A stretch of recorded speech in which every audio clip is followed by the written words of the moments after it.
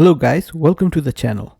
I'm Nasmus and today I have an interesting workflow for you in Langgraph, which can be used to generate code.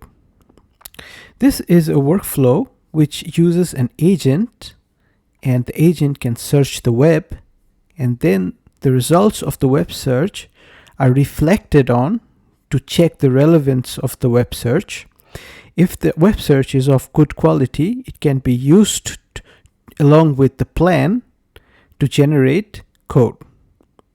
So I have the workflow over here. Let's take an example from my example store over here, which can be found in the example.md file. And let's run this graph. After we're done running this graph, I'm going to show it to you in LangSmith. So over here in LangSmith, as you can see, we're running the graph. The first node of the graph, which is the research plan, create research plan node, is used to generate a multi-step plan to solve the programming problem. Then we have a generic node over here to store the question, and then we go to the agent.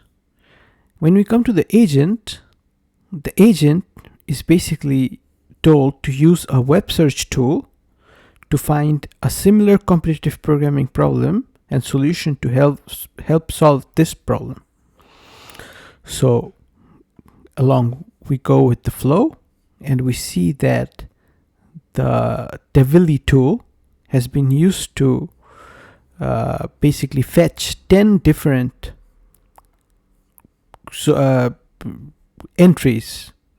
potential entries, which can be used to solve the problem. Then using those entries, which were retrieved from the web, our LLM basically comes up with an answer. So in this case, it came up with this answer. I could not find a specific competitive problem to directly match the problem that we have given it, but it found a similar problem. It found something to help understand the approach to solving this problem, and it comes with an explanation. And then we go to the reflect node, and we ask the reflect node to basically reflect on this answer and give us how relevant this answer is. So as you can see over here, the score is true. The output directly addresses the core question by providing a solution to the problem, and therefore we don't go back to the agent to search the web. We directly go to the generate response. So once we go to the generate response node, we have a system which uses the plan, and then it uses the relevant search result, which is the search result that we got in the previous node, and it uses the given task, which is the original task, to give us a code output. Finally, in this node, this create log node, the search output is basically stored in our output.json file. So if I take this one and I plug it in this one, we can see in the codebeautify.org, we can see that the completion can be found in the JSON file. Now I'm going to go to the code of this problem to make you understand how this something like this can be implemented. So let me just minimize some of these things over here so that we can get a better view, and zoom in a little bit so that we can look at the code better. Okay, so now we have some imports over here, and we have our Tavily search. Make sure you use the Tavily search key and put it in your environment. And then we basically import the sync async LLM as judge from openevals.llms. Openevals.llm is basically a library provided by the Langgraph team, the LangChain team. And this is very interesting library which can be used to evaluate different LLM responses. So now if I go to some more details about what this library can do, you can see over here that it provides pre-built prompt to check the correctness of responses, helpfulness of responses, groundedness, and also retrieval relevance. Over here, I think we are using the helpfulness prompt over here. In this project, we're going to be using the helpfulness prompt. Okay, so that's a little bit about OpenEvals. Now back to the code. See, we are importing the RAG helpfulness prompt, which is a ready-made prompt. This is the prompt they're actually using, this one. So you're an expert evaluator assessing how helpful and relevant outputs are in addressing an input query, and then certain rules that the evaluation should follow. This is great that the LangChain team has given us this, because it really helps with the evaluation of LLMs. And I think the most important thing about implementing this LLM workflow is to basically evaluate these responses at each and every level so that they do not go off track. Okay, so now we just we put the judge LLM. We decide who the judge LLM is going to be. In this case, I'm just using Mini for demo purposes, but you probably want to use a more stronger LLM or more effective LLM like a 4.0 or like Claude's Claude Sonnet or something like that. So the temperature is a little bit higher so that the model can be a little bit creative when it's judging the responses. And over here, I'm setting the max response to 3. That's because when we are we don't want the agent to keep on retrieving forever in case the reflection fails. So we want to cut it off at 3 basically searches to limit our cost and also latency. So over here you can see I'm putting in the RAG helpfulness prompt. And we also put an additional comment over here that we want to return true if the answer is helpful and return false otherwise. Okay, so now this is basically the generic node I was talking about, which stores the original question. And also we have, we initiate an array called, a list called attempted search queries. So this is the node, this is the first node. So create research plan. This is a simple node which has like a basic research prompt over here. As you can see in this one, we have the research prompt. This is the prompt I'm using. Your requirement analyst. And your task is to carefully analyze the given programming problem and produce a comprehensive, well-structured technical plan to solve this problem. So after we basically create the research plan, let me just go to the graph structure. It will be better for us to follow the graph structure over here. So after we create the research plan, we go to the original store original question, which is the generic node to store the question. And after we go from the store original question, we go to the agent.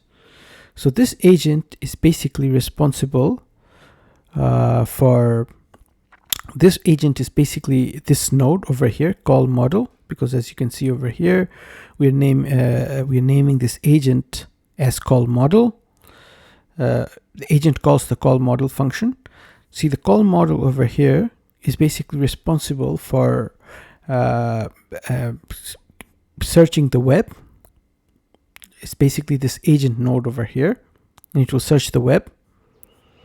Okay, so now we basically define our tool over here, which is this search tool, which uses Tavily search with a max of 10 results.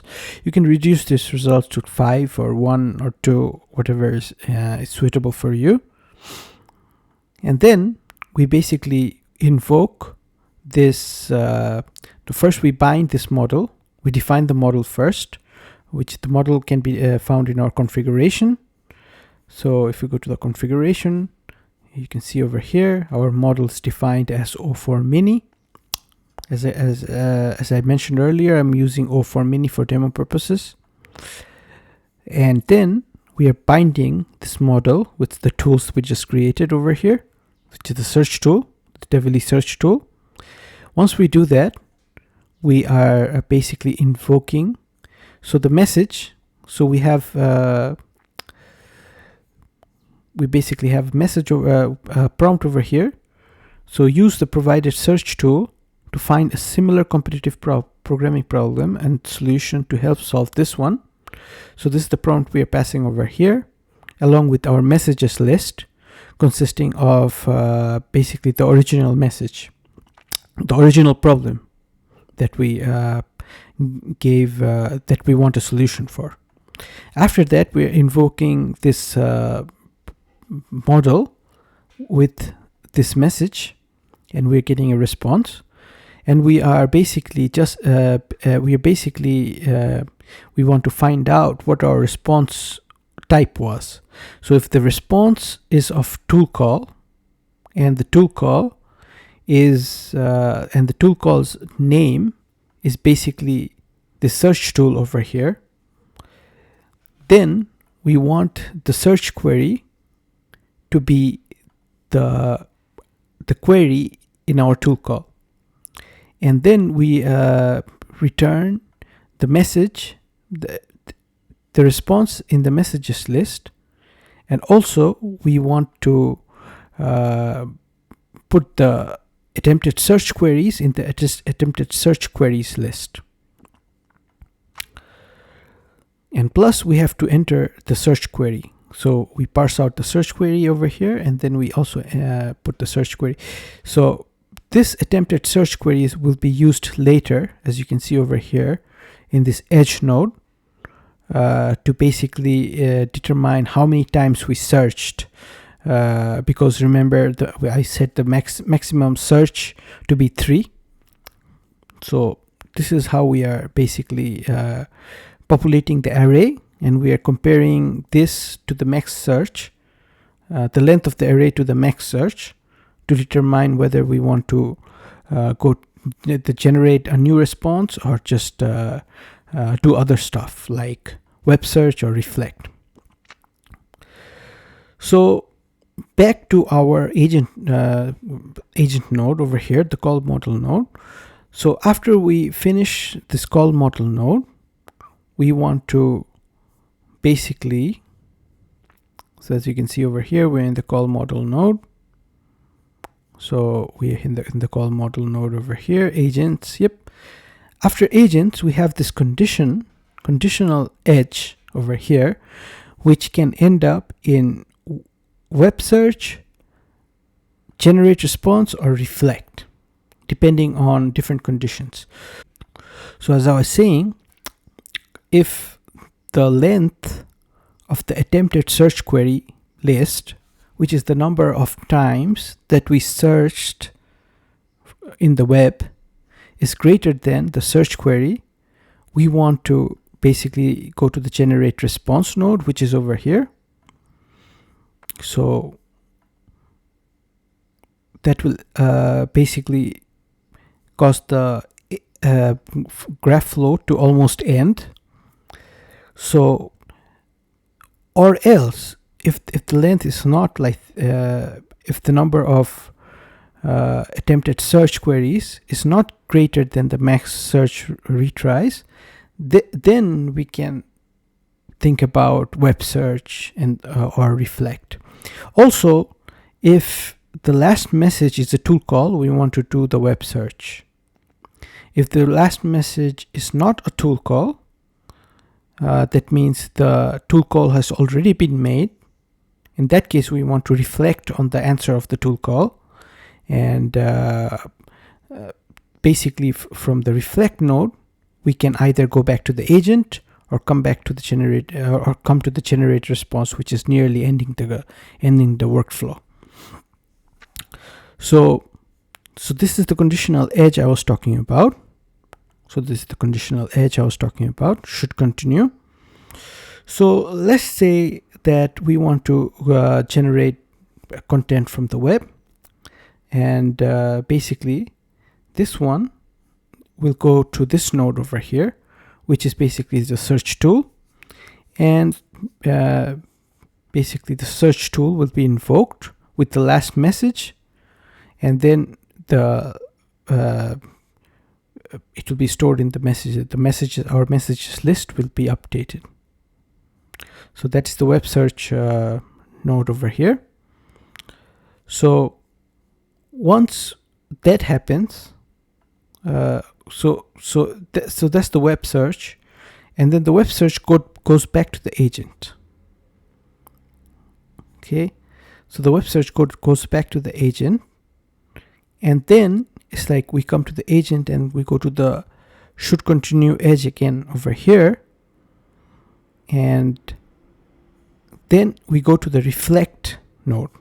So whatever answer that we got from the web search, we want to reflect on it. So you see over here, this is the reflect node, and we fetch the last message, and we pass the last message in the original question in the helpfulness eval result function, which is the helpfulness function from OpenEval. And if it's not helpful, so basically in this one over here, if it's not helpful, if the score is false, we want to return a reflection message to the LLM. So the reflection message goes like this. So the original message, the original question, your answer was not helpful. The reason why it was not helpful. Please check the conversation history carefully and try again. So now we are provoking the LLM to basically search again, and the way this works is because this is a human message. So you see the role over here is the user. So if the role is user, over here you see the retry or end node. This is another conditional edge. So basically if the last message is of user or human, then we return to the agent, which will allow us to go to the web again. Or if the helpfulness eval was it returned true, which is basically then will not be returning this one, the human message, then the last element in the messages list is going to be the AI message. In that case, we will generate response and we will not return to the agent. That's how this logic works. And also, additionally, I'm returning relevant search result, which I have in my state over here as a string. So I'm populating this key in the state with the last message.content, which is basically our search result. This will be passed into the generate response node. The generate response node is very simple. We're just getting the model from our configuration. We're getting our plan from the state, and we're formatting plan. Format plan is basically a utility function which I have over here, which is a simple /in.join, and it's just going to put all the steps in different rows, basically one after another one. So basically now we have our plan, and then in the prompt over here, which is the system response prompt, The system response prompt is basically this one. So you're an expert programmer and problem solver. Given the plan and the relevant search result and also the task, I want you to generate the solution. So that's what that prompt is saying. You can take a look because I provide all my code in the description. So please take a look if you're interested. So now basically we make this prompt with the plan and the relevant search result, and we pass this prompt in the message. We put this prompt and we format it as a message.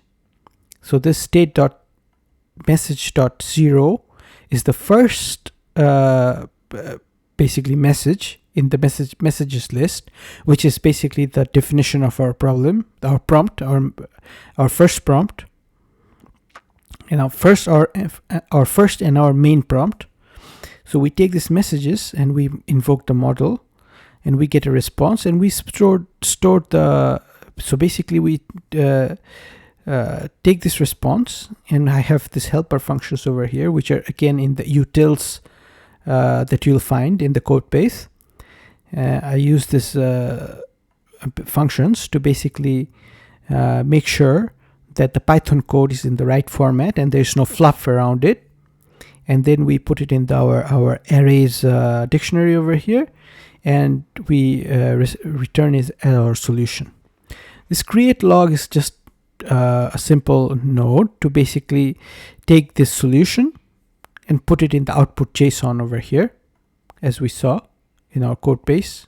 So yeah, we put it in the output JSON. And that's about it.